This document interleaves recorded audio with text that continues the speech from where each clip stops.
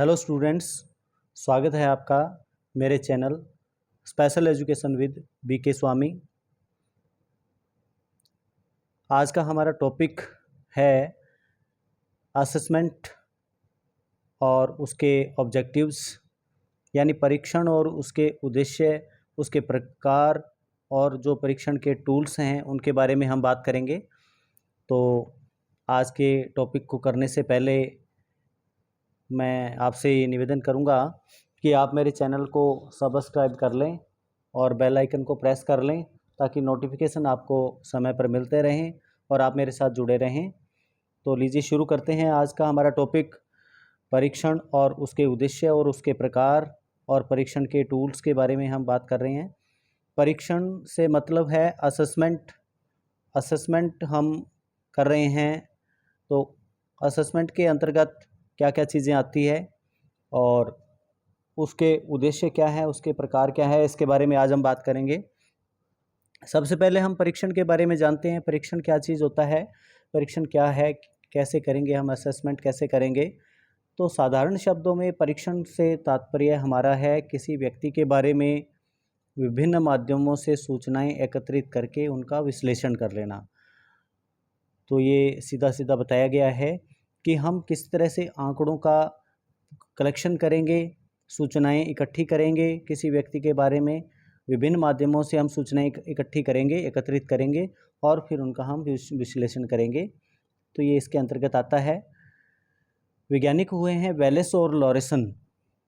Wallace और लॉरेंसन का पहले भी हमारे वीडियोज़ में मैंने जिक्र किया है। दो मनोवैज्ञानिक हुए हैं। 1982 में इन्होंने अपना परीक्षण किया, अपना सिद्धांत थ्योरी रखी। वेलेस और लॉरेंसन 1982 के अनुसार परीक्षण एक प्रक्रिया है जिसमें किसी व्यक्ति से संबंधित सूचनाएं एकत्रित करना और उन्हें संग्रहित करना और उनका विश्लेषण करना इसके अंतर्गत शामिल किया जाता है। इसके लिए शैक्षिक निर्देशात्मक अथवा प्रशासनिक निर्णय लिए जा सकते हैं। वेलेस और लॉरेंसन ने यह बताया कि परीक्षण एक प्रक्रिया है जिसमें किसी व्यक्ति से संबंधित सूचनाएं एकत्रित करना, उन्हें संग्रहित करना और उनका विश्लेषण करना इसके अंतर्गत शामिल होता है। और उसके लिए हमें क्या है, शैक्षिक निर्देशात्मक अथवा प्रशासनिक निर्णय लिए जा सकें, ये इसलिए किया जाता है। तो उपरोक्त परिभाषा का विश्लेषण करने पर परीक्षण से संबंधित निम्नलिखित तथ्य हमारे सामने आ रहे हैं। उन तथ्यों की हम बात करेंगे इस परिभाषा के आधार पर। सबसे पहला बिंदु है परीक्षण एक प्रक्रिया है, यानी यह है असेसमेंट एक प्रोसेस है। और असेसमेंट नंबर 2 बिंदु के अनुसार परीक्षण की प्रक्रिया में किसी व्यक्ति के बारे में सूचनाएं एकत्रित करके उसे संग्रहित करना और उनका विश्लेषण करना इसके अंतर्गत शामिल होता है। ये परीक्षण के अंतर्गत आता है। 3 नंबर बिंदु हमारा है सूचनाओं का विश्लेषण करके उन पर आधारित जानकारी का प्रयोग संदर्भित व्यक्ति के संबंधित शैक्षणिक, प्रशासनिक अर्थात अथवा निर्देशात्मक निर्णय लिया जा सके। ये हमारा तीसरा बिंदु है। ये 3 बिंदु हमारे इसमें मूल रूप से दिए गए हैं, जिसमें परीक्षण एक प्रक्रिया है, यानी assessment is a process. Assessment एक प्रक्रिया है।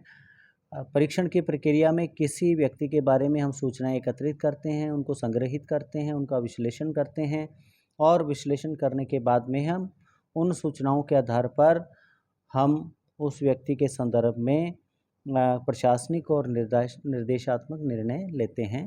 यह है परीक्षण।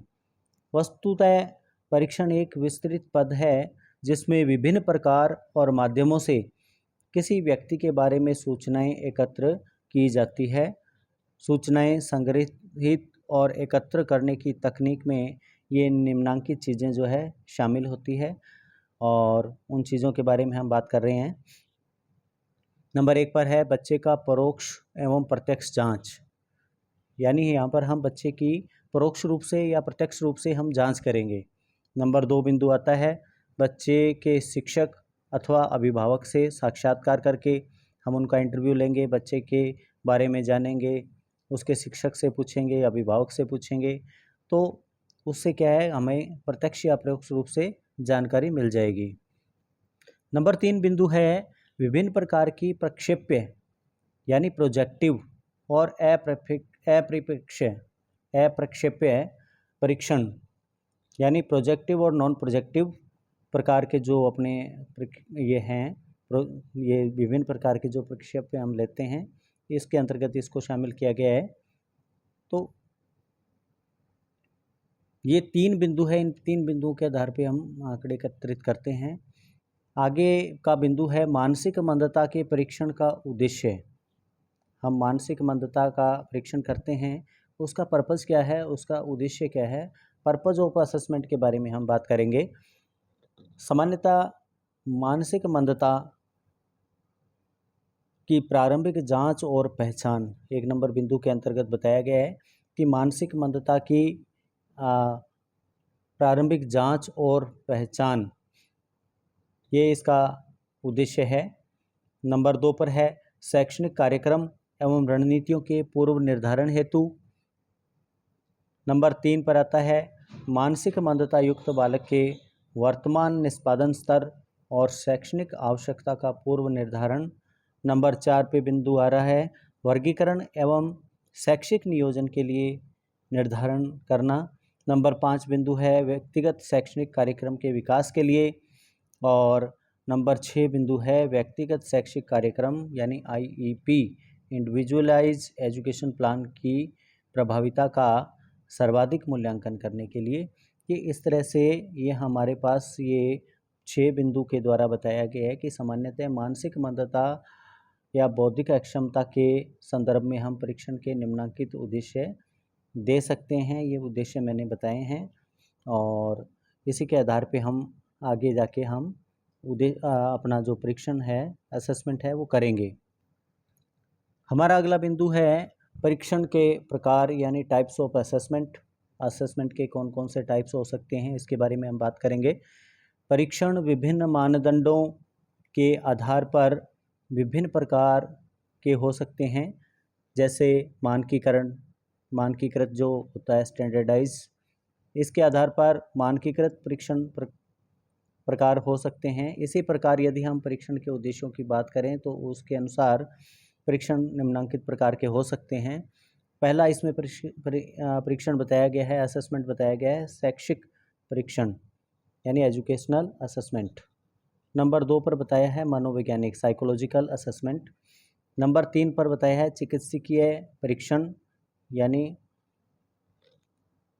हॉस्पिटल या चिकित्सा से संबंधित डॉक्टरी परीक्षण जिसको हम बोलते हैं असेसमेंट बोलते हैं। नंबर 4 पर बताया गया है पाठ्यक्रम आधारित परीक्षण यानी हमारा जो पाठ्यक्रम है उस पर आधारित हम असेसमेंट करेंगे।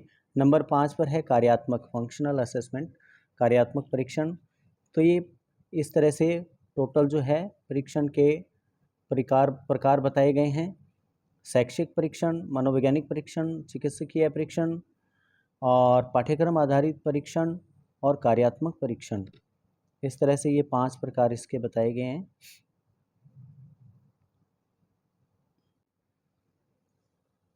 अब हम बात करेंगे भारतीय परिप्रेक्ष्य में बुद्धि परीक्षण IQ असेसमेंट के बारे में बात कर रहे हैं। भारतीय परिप्रेक्ष्य में, इंडियन परिप्रेक्ष्य में सबसे पहला है बिने कीमत परीक्षण इंटेलिजेंस, डॉक्टर VK भाटिया 1955 के द्वारा बनाया गया। इसमें 5 उप टेस्ट हैं। नंबर 2 पर बताया गया है ब्लॉक डिजाइन टेस्ट। नंबर 3 पर बताया गया है अलेक्जेंडर पास एलॉग टेस्ट। नंबर 4 पर बताया गया है इमीडिएट मेमोरी टेस्ट और नंबर 5 पर बताया गया है पिक्चर कंस्ट्रक्शन टेस्ट। इन टेस्ट के बारे में आगे हम बात भी करेंगे। तो ये भारतीय परिप्रेक्ष्य के अंतर्गत ये परीक्षण जो है बताए गए हैं। और VSMS Vinland social maturity scale ये भी इसके अंतर्गत बताया गया है। इस तरह से ये परीक्षण जो है हमें बताए गए हैं और इस पर हम बात कर रहे हैं। सबसे पहले भारतीय परिप्रेक्ष्य में हमारे जो परीक्षण के टूल्स हैं, असेसमेंट के टूल्स हैं, उसके बारे में हम बात कर रहे हैं।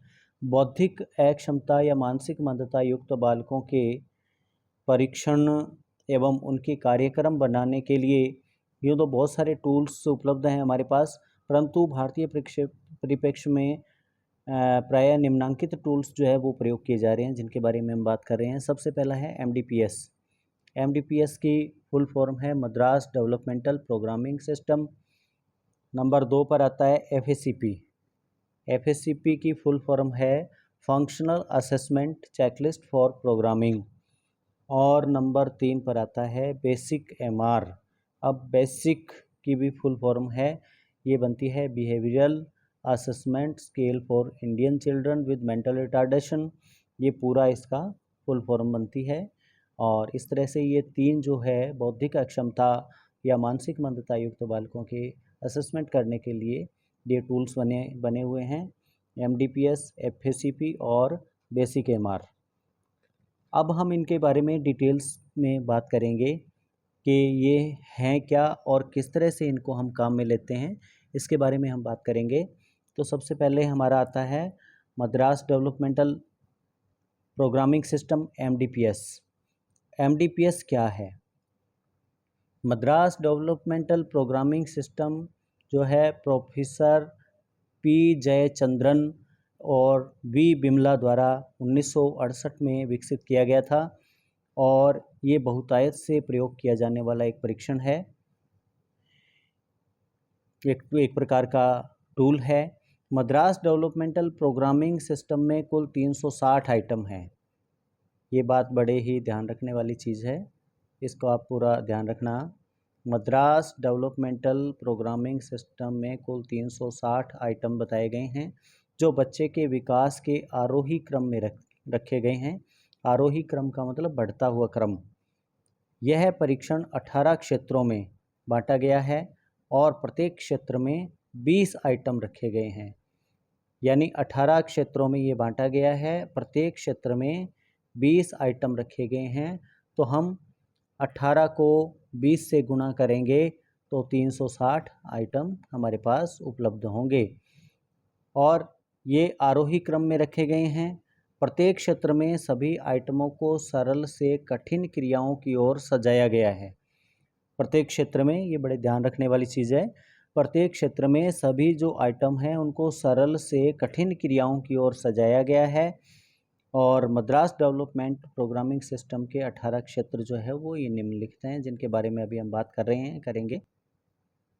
ये 18 क्षेत्र निम्नानुसार है जिनके बारे में हम बात कर रहे हैं, आपके स्क्रीन पे दिया गया है। पहला नंबर बिंदु स्थूलगामक कौशल।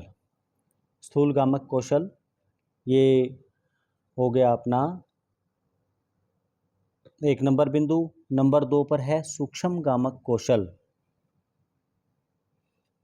जो स्थूलगामक कौशल है उसको हम अंग्रेजी में कहेंगे ग्रॉस मोटर स्किल, और जो सूक्ष्म गामक कौशल है उसको हम अंग्रेजी में कहेंगे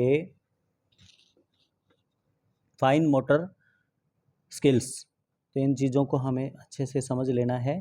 फाइन मोटर और ग्रॉस मोटर स्किल्स हैं, ये गामक कौशल के अंतर्गत आते हैं। ये 2 क्षेत्र हो गए। तीसरा क्षेत्र है हमारा भोजन से संबंधित क्रियाएं।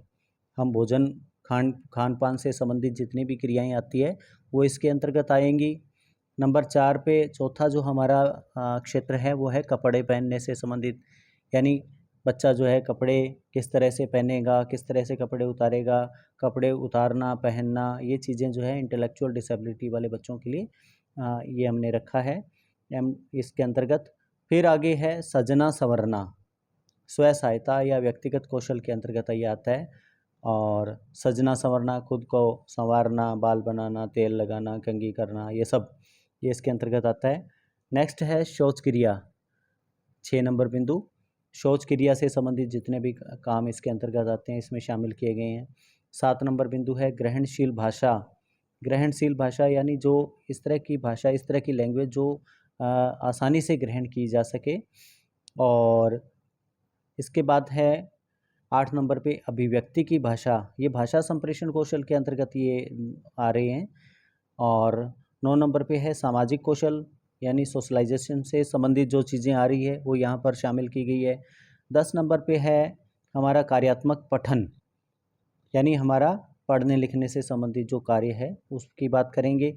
11 नंबर पर है कार्यात्मक लेखन, यानी लिखने से संबंधित जो क्रियाएं इसके अंतर्गत हैं वो आ रही हैं, उसको शामिल किया गया है। नंबर 12 पे है संख्या संबंधित कौशल। ये सारे के सारे जो कार्यात्मक कौशल, पठन लेखन है ना, संख्या से संबंधित, ये सारे कार्यात्मक शैक्षणिक क्रियाएं कहलाती है। उसके बाद में हमारा आ रहा है 13 नंबर बिंदु 13 नंबर बिंदु में हम पैसे से संबंधित कौशल जो है वो आ रहे हैं। फिर 14 नंबर बिंदु में समय संबंधित कौशल, यानी समय देखना, घड़ी को जानना और समय संबंधित जितने भी कंसेप्ट हैं वो इसके अंतर्गत शामिल किए गए हैं। और फिर है घरेलू व्यवहार 15 नंबर पे। 15 नंबर घरेलू व्यवहार से संबंधित है, इसमें यहाँ शामिल किया गया है। तो इस तरह से हमारे ये कौशल जो है वो शामिल किए गए हैं। घरेलू व्यवहार के बाद में हमारा आता है सामुदायिक संपर्क। सामुदायिक संपर्क हमारा जो आसपास के लोग हैं, हमारे समुदाय के अंतर्गत जो लोग हैं, उनसे हमारे संपर्क कैसे हैं, इन सब चीज़ों को यहाँ देखा जाता है। फिर 17 नंबर पे आ गया अपना मनोरंजनात्मक कौशल। इसमें सारी मनोरंजन से संबंधित जितनी भी क्रियाएं हैं वो शामिल की गई है। और 18 नंबर पर है व्यावसायिक कौशल, यानी वोकेशनल से संबंधित, प्री वोकेशनल, वोकेशनल जितने भी इसके स्किल्स हैं वो सारे इसके अंतर्गत शामिल किए गए हैं। तो इस तरह से ये 18 क्षेत्र हैं और इनको यहाँ पे 18 क्षेत्रों में शामिल करते हुए कुल 360 जो है वो आइटम इसमें बताए गए हैं। प्रत्येक क्षेत्र में 20 जो है वो स्किल्स दिए गए हैं, 20 आइटम दिए गए हैं और 18 ये क्षेत्र हैं, तो 18 इंटू 20 टोटल 360 हो गए। अब हम बात करेंगे मद्रास डेवलपमेंटल प्रोग्रामिंग सिस्टम की विशेषता क्या है। तो इसकी विशेषताओं में जो मोटी मोटी चीज़ें रखी गई है, पहली बात है निरीक्षणीय और मापनीय शब्दों में लिखित है, यानी इसका हम निरीक्षण कर सकते हैं, मापन कर सकते हैं और इस तरह के शब्दों में ये लिखित है। नंबर 2 पर इसमें बताया गया है अलग निर्मित 18 क्षेत्र हैं जो बच्चे के वर्तमान स्तर को निर्धारित करने में वस्तुनिष्ठता प्रदान करते हैं। और नंबर 3 में बताया गया है सभी आइटम सकारात्मक आकलन करने के लिए सकारात्मक भाषा में लिखे गए हैं, पॉजिटिव रूप से लिखे गए हैं। अर्थात सभी आइटम में ये विशेष ध्यान रखा गया है कि बच्चा क्या और किस कठिनाई स्तर तक कर सकता है, बच्चा क्या नहीं कर सकता, इसकी चर्चा वहाँ पे नहीं की गई है। यानी जो चीज़ वो बच्चा कर सकता है उसके बारे में बात की गई है, जो वो नहीं कर सकता उसकी चर्चा यहाँ पर नहीं की गई है। नंबर 4 में बताया गया है प्रत्येक आइटम में समान संख्या में प्रत्येक क्षेत्र में जो है समान संख्या में आइटम रखे गए हैं। और नंबर 5 बिंदु में बताया गया है सभी आइटम सरलता से कठिनता की ओर क्रम से सजाया गया है, आरोही क्रम में इसको सजाया गया है। नंबर 6 बिंदु के अनुसार वैज्ञानिक पद्धति से निर्मित अंकन प्रणाली जो बच्चे के क्रमिक विकास का सरल वर्णन करती है। तो इस तरह से ये इसकी विशेषताएं बताई गई हैं। कुछ इसकी सीमाएं भी बताई गई हैं। मद्रास डेवलपमेंटल प्रोग्रामिंग सिस्टम की सीमाएं क्या क्या है, ये सीमाएं मैं आपको बताता हूँ। सबसे पहला बिंदु इसमें बताया गया है ये टूल जो है काफ़ी पुराना हो चुका है और परंतु इसमें समयानुकूल परिवर्तन नहीं किए गए हैं। ये कुछ सीमाएं भी इसमें रख दी गई हैं भी, टूल पुराना है, इसमें समय के साथ में जो है वो कुछ परिवर्तन नहीं किया गया। नंबर 2 बिंदु इसमें बताया है कि टूल की अंकन पद्धति सीमित है जो हाँ या ना पर आधारित है, यानी प्रत्येक जो हमारा सवाल है जो 20 आइटम है उसमें हाँ या ना में ही उत्तर देना है। नंबर 3 में जो है वो टूल का प्रयोग हम कर रहे हैं तो उसको करने का जो सिस्टम है वो सही तरीके से इसकी सीमा के आधार पर बताया गया है। अब आगे हम बात करेंगे अंकन प्रारूप का, प्रोग्रेस रिकॉर्ड कैसे हम इसका रखेंगे। प्रोग्रेस रिकॉर्ड को रखने के लिए, अंकन प्रारूप को रखने के लिए किस तरह से हम काम करेंगे। मद्रास डेवलपमेंटल प्रोग्रामिंग सिस्टम में अंकन का एक प्रारूप होता है जिसमें बच्चे के निष्पादन का अंतरालिक अंकन होता है। यानी 1 तिमाही, 2 तिमाही या तिमाही। तो इसे परिवार को तथा अन्य को बताया जा सकता है। इसे परिवार अथवा अन्य को बताया जा सकता है जो विद्यार्थी के शिक्षा से जुड़े हुए हैं।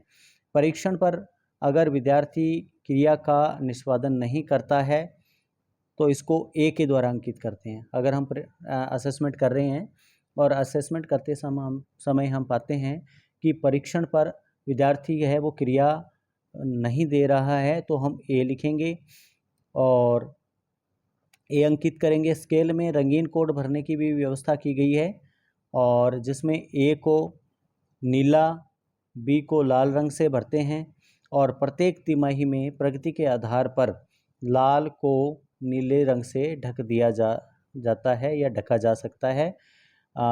इस टूल में एक मैनुअल है और समूहीकरण तथा कार्यक्रम बनाने में इसमें सहायता मिलती है। यह विशेष शिक्षक के लिए अंतरालिक परीक्षण तथा आईपी कार्य योजना के लिए भी लाभप्रद बताया गया है। आईपी का निर्माण करते हैं विशेष शिक्षक और इंडिविजुअल एजुकेशन प्लान या प्रोग्राम की बात करते हैं तो ये कार्य योजना बनाने के लिए लाभप्रद है।